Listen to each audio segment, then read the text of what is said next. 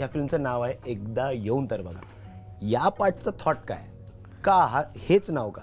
काय झालंय सध्या ना, लोक खूप जजिंग करायला लागतात काही सिनेमा यायच्या आधीच. म्हणजे मला आठवतंय त्याप्रमाणे आता सिनेमा रिलीज झालाय, लोक बघतायत, त्यामुळे बोलायला काहीच हरकत नाही की ह्याचा ट्रेलर आल्यावरच पहिलं सुरू झालं की साऊथ सिनेमाचा रिमेक आहे, कुठला तरी हॉरर सिनेमाचा रिमेक आहे. पण म्हणजे इथूनच मी त्यांना साथ घातली की तुम्ही एकदा येऊन तर बघा, असं काही नाहीये. म्हणजे मी तो साऊथचा कुठला सिनेमा पाहिलाही नाहीये आणि हॉरर तर नाहीच आहे.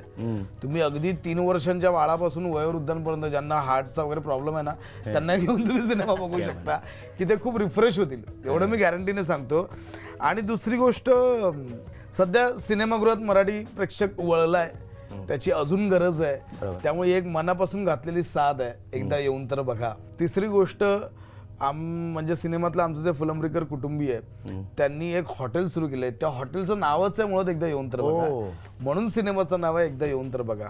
आता नाव कसं सुचलं त्याचा एक किस्साच आहे. म्हणजे माझा जरा नावांचा घोळ आहे, मला पटकन, मुळात मला नावं ठेवायला आवडत नाही. अच्छा. त्यामुळे माझं नाव कलाकृतीला देताना माझा खूप प्रॉब्लेम होतो.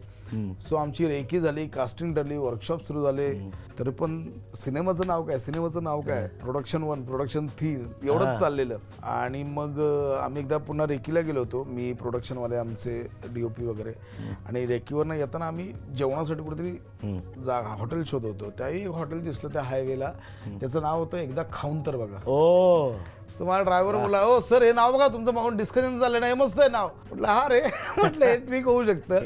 आणि मग त्याच्यावर आम्ही एकदा येऊन तर बघा हे नाव ठेवलंय, जे ऍप जात आहे सिनेमा. इन्स्पिरेशन कुठेही मिळू शकतं. क्रिएटिव्ह माणसांना नेहमी चालू ठेवायचं, डोळे आणि कान, तोंड बंद ठेवायचं आणि डोळे आणि कान चालू ठेवायचे, तुम्हाला आजूबाजूला सगळं मिळतं. मी ऍक्च्युली एक प्रश्न विचारणार होतो माहिती तुला, तू रायटर आहेस, तर मग प्रत्येक गोष्टीत तो कॉन्टेंटवाला जो असतो ना, चालू असतो अँटीना, तो अवेअर असतोस का तू प्रत्येक सिच्युएशन मध्ये? मित्र बसलेत, गप्पा मारतायत, बाहेर गेलास, तू अवेअर, अरे हे अच्छा कॉन्टेंट आहे? प्रश्नच नाही. तुला कदाचित पुढे जाऊन एखादं स्किट किंवा एखादं सीन दिसेल, अरविंद नावाचं कॅरेक्टर आहे, माझा कट्टा आठवला मला.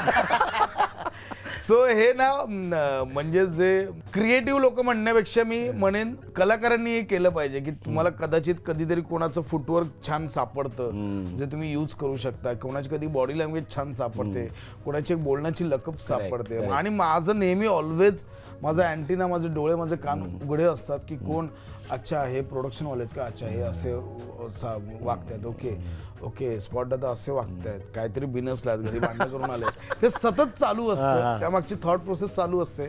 आणि हेच खुराक आहे आपल्यातल्या क्रिएटिव्हिटीला जगवण्यासाठीच आणि वाढवण्यासाठीच.